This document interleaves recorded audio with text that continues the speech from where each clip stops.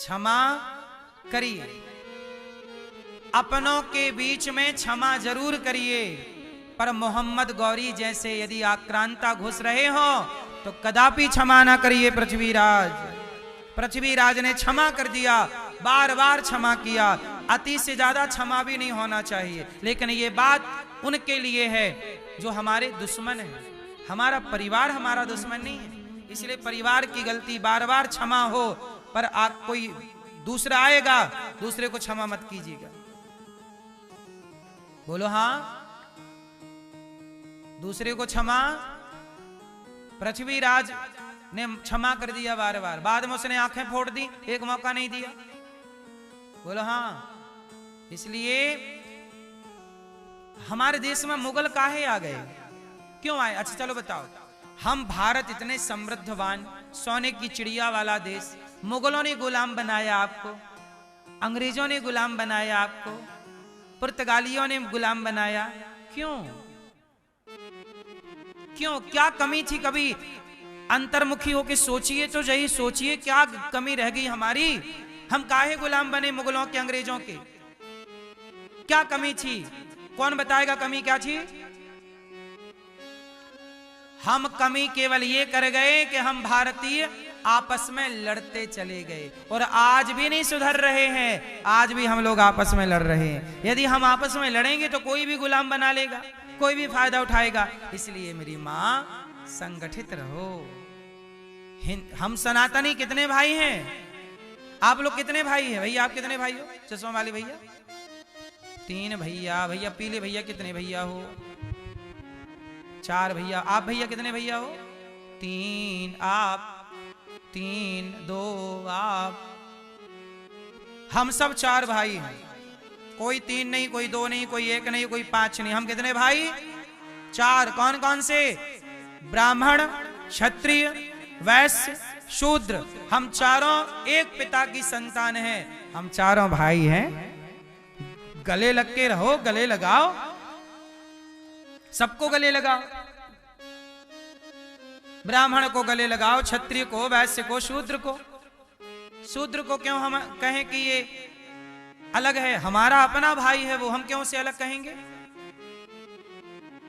क्यों इंसानों से घृणा करेंगे? जो गाय को माता मानते हैं वो सब हमारे भाई हैं। जो गंगा को माता मानते हैं वो सब हमारे भाई हैं। जो गाय को माता नहीं मानते वो हमारे भाई नहीं है। उन्हें अपना भाई ना कहो, वो आपके दुश्मन है। और याद रखना, दुश्मन को दुश्मन मानो, दोस्त नहीं।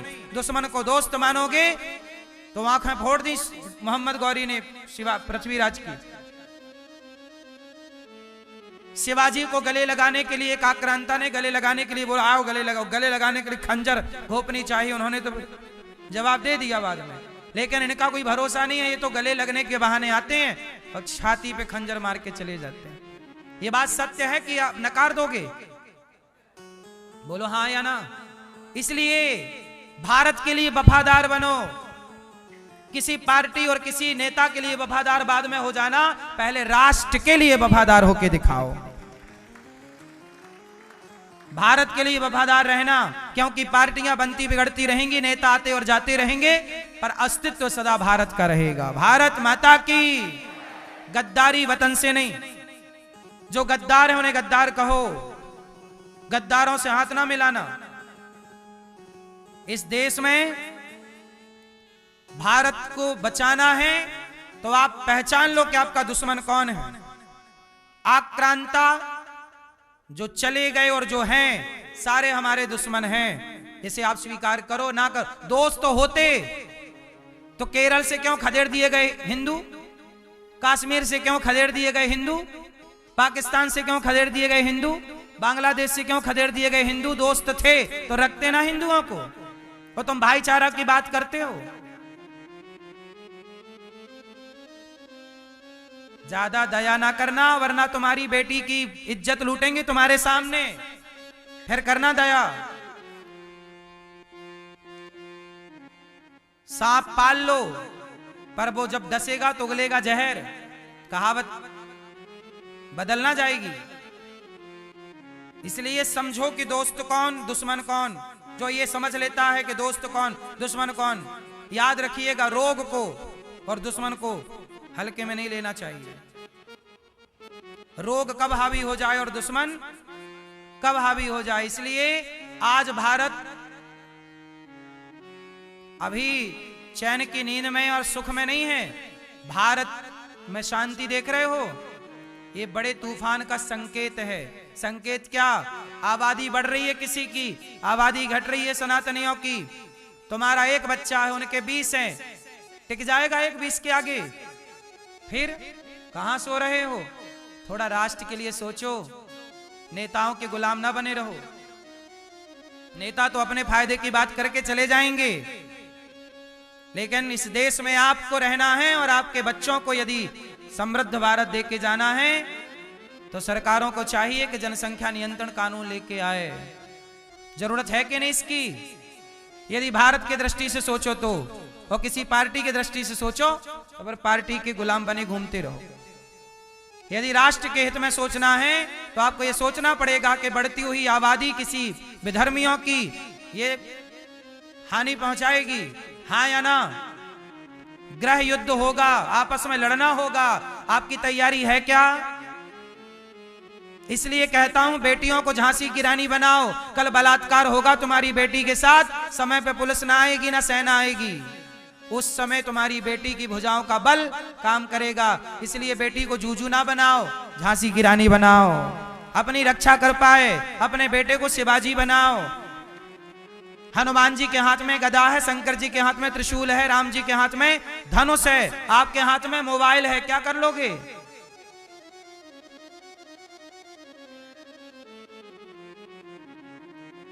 बोलो। इतने सारे सनातनी बैठे हैं, यदि 50 भी विधर्मी आ गए ना तुम सबको काट डालेंगे। क्यों? क्योंकि तुम्हें लाठी चलाना भी नहीं आती, तुमने केवल लड़ना सीखा है। लो लो, खा खा खा खा खा खा, लड़ो, बस आपस में लड़ो और मरो। जिठानी से लड़ो, देवरानी से लड़ो, भाई से लड़ो, दोस्तों से लड़ो, सनातनियों से लड़ो, हिंदू मुस्लिम हम लड़ें, ब्राह्मण क्षत्रिय वैश्य शूद्र आपस में लड़ें। तुम्हारी लड़ाई का फायदा मुगलों ने उठाया, तुम्हारी लड़ाई का फायदा अंग्रेजों ने उठाया, आज भी लड़ाई का फायदा नेता उठा रहे हैं। जातियों को लड़ा लड़ा के मस्त। भारत में नेताओं को देख रहे हैं, एक बार कोई नेता बन जाए तो 5 साल में उसके बारे न्यारे हो जाते हैं। कहां से ले आता है इतना धन? कोई सवाल पूछने वाला है नेताओं से कि भाई साहब कल तक तो तुम ऐसे थे, आज ऐसे हो गए? कहां से ले आए धन? सरपंच बन जाए ना गांव में तो 5 साल बाद उसके बाद स्कॉर्पियो आ जाती है।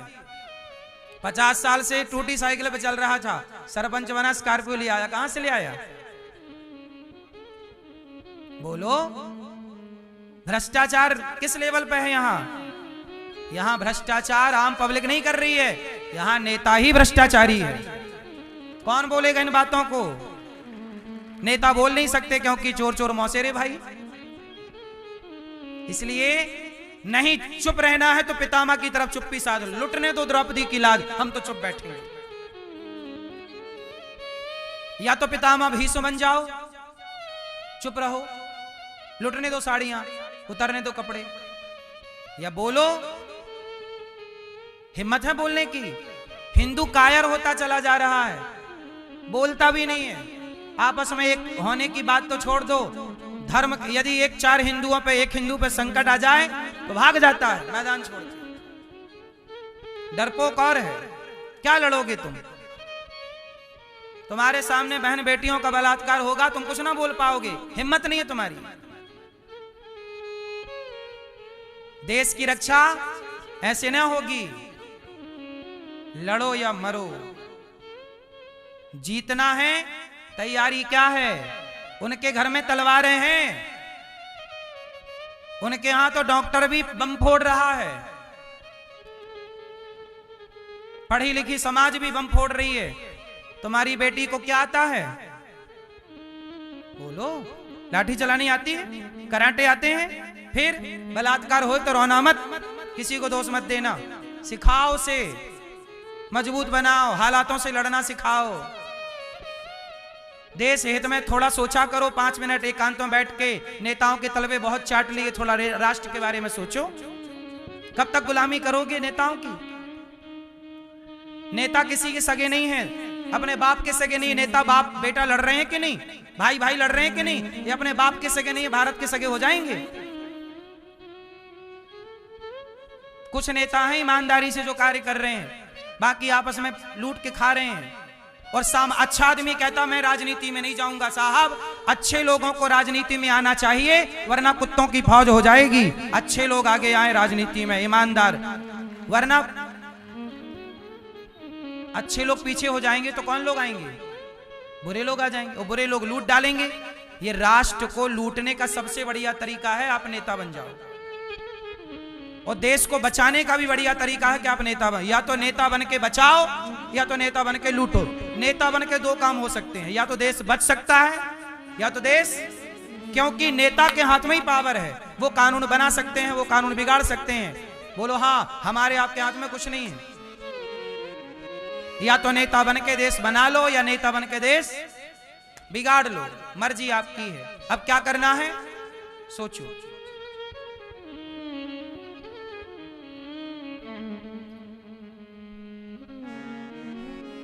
भगवान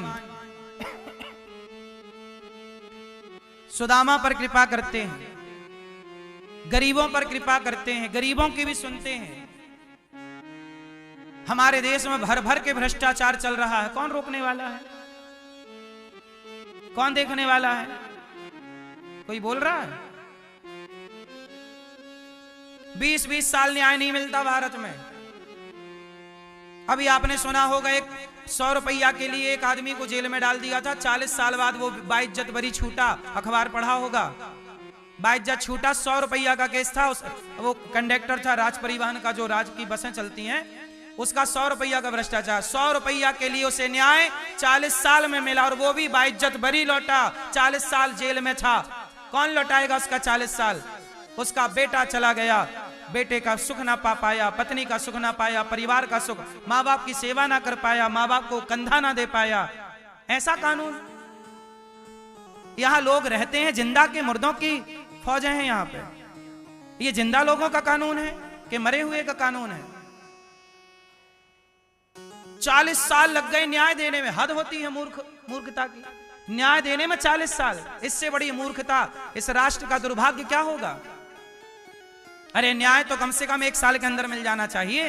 क्यों नहीं व्यवस्था सुधार रहे हैं? आज की इतनी आधुनिक टेक्नोलॉजी है, इतना अपडेट है सब चीजें, क्यों नहीं हो सकता 1 साल के अंदर न्याय? जजों को आदेश दे दिया जाए 1 साल के अंदर न्याय चाहिए, करो ना पड़ताल पूरी, क्यों नहीं होगा? कोई भी केस हो 1 साल के अंदर। हमारे देश में फर्जी केस बहुत हैं, फोकट का केस लगा दिया, और जो गलत केस पाया जाए उस पर जुर्माना लगाया जाए। यदि बोल दिया जाए कि गलत केस करोगे आपकी, जैसे आजकल कोई किसी की जमीन पे झूठे केस कर देता है, किसी पे झूठे दहेज, जैसे लड़की बोल दी कि इन्होंने दहेज मांगा। अब दहेज मांगा नहीं, चलो दहेज मांगा तो ठीक है, तुम्हें न्याय मिलना चाहिए, पर दहेज नहीं मांगा, तुमने झूठ बोला था, वो तुम्हारे झूठ बोलने के कारण 5 साल बेचारे बुढ़ा बुढ़ी जेल में गए, उनके कौन न्याय देगा? झूठ बोला था, इसे भी 5 साल जेल में डालो, झूठ बोला था इसके लिए। यही तो न्याय है। तुम झूठ क्यों बोलोगे? तुम झूठ बोल के क्यों बच जाओगे? आजकल तो झूठों का यहाँ पे सब कुछ है। झूठ को रोकने के लिए सरकार कुछ कर रही है? कुछ नहीं कर रही है। बताइए, झूठा केस चल रहा है कि नहीं भारत में? बहुत सारे। क्यों चल रहे हैं? झूठे पे क्या होता है? कुछ नहीं। एक केस आया कि एक लड़की ने झूठे छेड़छाड़ का आरोप लगा दिया टीचर पे। टीचर बेचारा 8 साल जेल में रहा। 8 साल बाद बाइज्जत बरी हुआ कि उन्होंने छेड़छाड़ नहीं की, केवल लड़की को मोबाइल चलाने से स्कूल में रोका था तो लड़की नाराज हो गई और उसने अपने माँ बाप से कह दिया टीचर ने छेड़ा। अब बताइए, वो लड़की तो अपना घर बसा के मस्त रह रही है, लेकिन उसकी हंसती खेलती जिंदगी में आग लग गई। अब कौन न्याय देगा? झूठे केस। अरे सच होए तो केस करो, पर जो झूठ चल रहा है उस झूठ को कौन रोकेगा? किसकी जिम्मेदारी है? अंधों की सरकार है क्या? अंधे लोग रहते हैं भारत में। अरे उस लड़की ने यदि झूठा केस लगाया है तो उस लड़की को भी 8 साल की सजा होनी चाहिए कि नहीं? क्यों नहीं? कुछ भी बोल के चले जाओगे, किसी की जिंदगी में आग लगा दो, क्योंकि कानून अपने बाप का है। क्योंकि कानून अंधा है। अंधा तो धृतराष्ट्र था, तुम क्यों अंधे हो रहे हो? कौन सुन रहा है यहां? कौन? यहां कोई नहीं सुनता, सब अपने अपने मस्त हैं। देश के बारे में रो रही है भारत माता, कौन सुन रहा है? क्या नेताओं को पता नहीं है सब बातें जो मैं बोल रहा हूं? मुझे पता है तो नेताओं को नहीं पता? करे कौन? सब अपनी तिजोरियां भर रहे हैं। किसे करना है?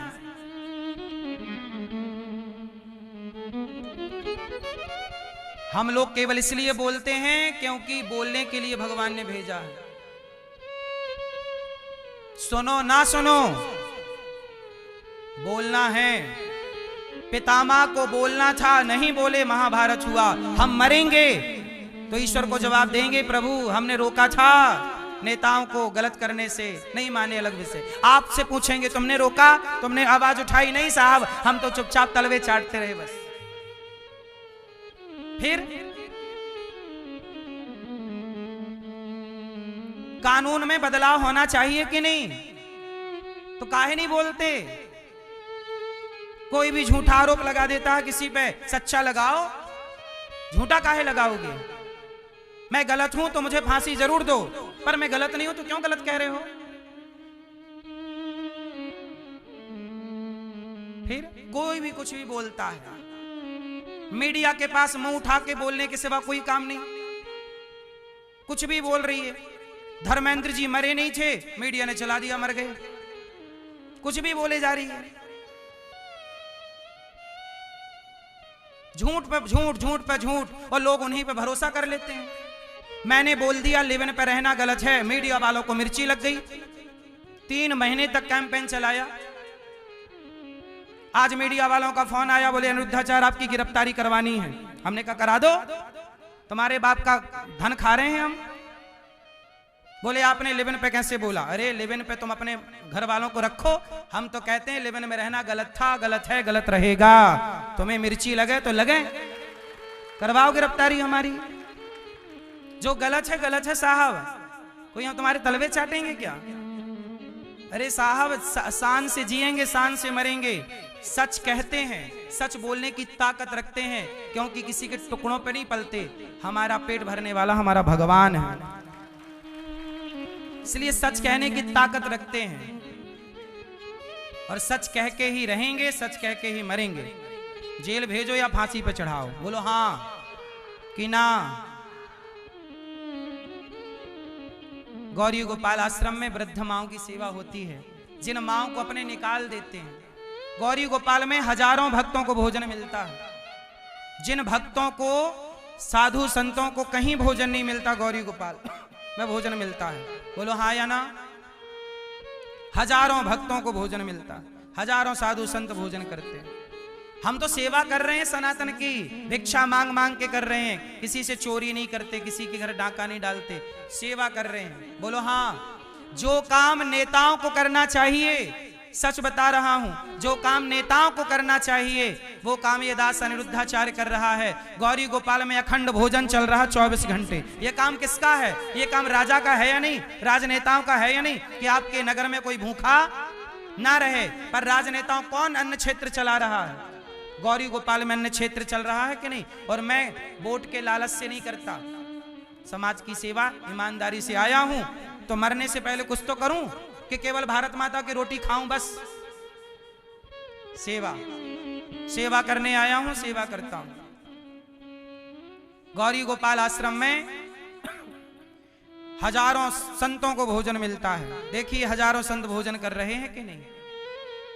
एक दिन का भोजन आप भी कराने योग्य हैं तो कराइएगा, एक दिन की सेवा आप भी कराइएगा। गौरी गोपाल आश्रम में अखंड रसोई चलती है। क्या चलती है? 24 घंटे भोजन चल रहा है। कितने लोग इस बात के साक्षी हैं कि 24 घंटे भोजन चल रहा है? मैं झूठ बोल रहा हूं कि सच बोल रहा हूं? सच है, आप भी देख सकते हैं। रात के 2 बजे कोई आता है, गौरी गोपाल में भोजन मिलता है, दाल चावल सब्जी रोटी निःशुल्क मिलता है। बताइए मानव जाति की सेवा नहीं है? सेवा है, सेवा करते हैं। कैसे करते हैं? आप लोगों से भीख मांग मांग के। मैं भ्रष्टाचार तो नहीं करता, चोरी तो नहीं करता, डाका तो नहीं डालता। बताओ भीख मांग के करना सही है कि गलत है? इसलिए कहता हूं इस भिखारी को सेवा जरूर किया करो। और हमारा धर्म है राष्ट्र से लेना और राष्ट्र को वापस करना। जरूरत पड़ने पर ये दास अनिरुद्ध अपने आप को भी उस सब कुछ राष्ट्र को समर्पित कर सकता है और ये राष्ट्र की सेवा ही है। हजारों भक्त भोजन करते हैं, 30,000 लोग पर डे भोजन करते हैं यहाँ पर निःशुल्क। आप भी थोड़ी सी सेवा कर लो। यहाँ पर गुरुकुल चलता है, मदरसों में सरकारें सपोर्ट करती हैं, गुरुकुल में 1 रुपया का सपोर्ट नहीं है। ये दास आप लोगों से भीख मांग मांग कर गुरुकुल की सेवा करता है। बच्चों को रहना फ्री, खाना फ्री, कपड़ा फ्री, कॉपी फ्री, किताब 150 बच्चे पढ़ते हैं। ये सनातन की सेवा नहीं है। मैंने सोचा है कि मैं एक स्कूल बनाऊंगा कक्षा 1 से लेकर 12वीं तक, CBSE बोर्ड का, जहां बच्चे निःशुल्क पढ़ेंगे। कक्षा 1 से 12वीं तक का स्कूल होगा और निःशुल्क पढ़ेंगे लड़का लड़की। सच शिक्षा ही नहीं संस्कार भी पाएंगे। ये सेवा दास करना चाह रहा है। क्या ये राष्ट्र की सेवा नहीं है? क्या यह काम नेताओं को नहीं करना चाहिए? नेताओं ने स्कूल बनाए हैं साहब। नेताओं के स्कूलों को झांक कर देखिए, उन्हीं के स्कूल सबसे महंगे हैं इस देश में। क्यों नहीं तुम शिक्षा दे रहे हो निःशुल्क? क्या करोगे? इतनी दौलत का बांध के ले जाओगे, कफन में जेब बनवा लेना बड़ा सा। साहब काम आए आपकी दौलत, यहां बांध के तो लेना जाओगे। मैं एक स्कूल बनाना चाहता हूं कक्षा 1 से 12वीं तक। आपका मन हो तो साथ दीजिएगा, नहीं मन हो तो कोई बात नहीं। गौरी गोपाल आश्रम में हमारी माएं रहती हैं, आप भी दर्शन करिए न माओं का। जिन माओं को बच्चे घर से निकाल देते हैं, 310 वृद्ध माएं हैं। मैया कहां से आई हो मेरी माँ? छत्तीसगढ़ के आए बेटा। कौन कौन है आपके घर पे? बेटा है। बेटा है? हाँ। तो बेटा फोन नहीं लगाता? काहे लगा के बेटा, उधर तो निकले मतलब मजदूर रही से बढ़िया, अब निकल गया काहे लगाएगा फोन? हो घर से कोई फोन नहीं आता है, कोई सूचना नहीं? कितने बेटे हैं? 2 बेटा है। दोनों बेटे फोन नहीं लगाते? कभी आते नहीं? कभी नहीं आया है बेटा। तो कैसे निकाल दिया आपको? क्यों निकाल दिया घर से? अब रेन झगड़ा रात में दारू पी के आवा, अपन में लोग के कहना माँ कछु को चली लगा के रात के दारू पी के आके निकाला है बेटा। बड़का बेटा हर देखा बस, छोटे बेटा कर गया था, छोटे बेटा भी और नारी के बात सुन के वो मंझनिया निकाल दिया था। हम डिश बनाना आपकी कथा सुन के हम इधर आ गए बेटा। मैया के 2 बेटे हैं, बड़े बेटे ने निकाला घर से तो माँ छोटे बेटे के घर चली गई, छोटे बेटे ने भी निकाल दिया। अब बताइए, जिनको अपनी औलादें निकाल रही हैं उनकी सेवा यदि ये दास अनिरुद्ध कर रहा है तो बताइए राष्ट्र की सेवा है या नहीं? ये राष्ट्र की सेवा है। ये काम नेताओं का था। जब नेता अपना काम नहीं करते तब किसी को आगे करना पड़ेगा।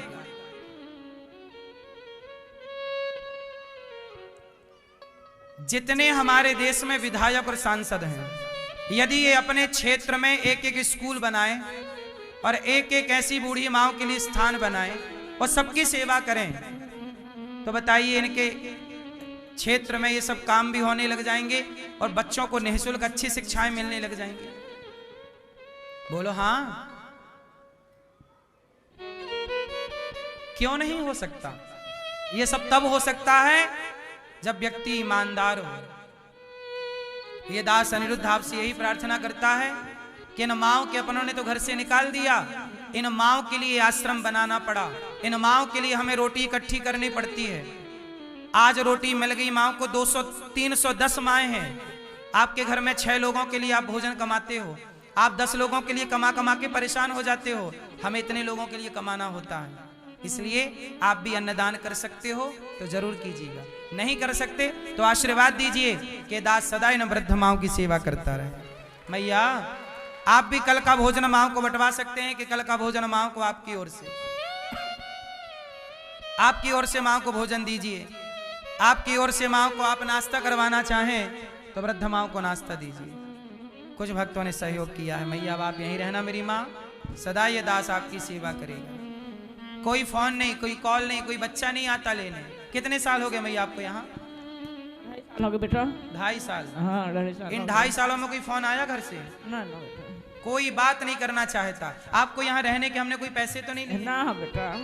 आपको भोजन पानी दवाई सब मिलता है? बहुत बहुत, हम इधर हैं तो हम जान महाज गया बेटा, अब घर में रहता ना नहीं वहाँ तो हम खत्म हो जाता। आप भी आप ना बेटा, तुम्हारे से बेटा ना हर बेटा ना होता था, कहे बेटा हर कोना में ऐसे हो जाता ना, बहुत सुधर जाता बेटा। आप सही बेटा ना दुनिया में ये बेटा। कुछ भक्तों ने सहयोग किया है, यदि आप इस योग्य हैं कि आप भी न माओ के आंसू पहुंच सकते हैं और 2 रोटी दे सकते हैं तो नाम कुछ भक्तों ने पहुंचाए हैं। आइए, ईश्वर ने आपको योग्य बनाया है तो सहभागी जरूर बनिए।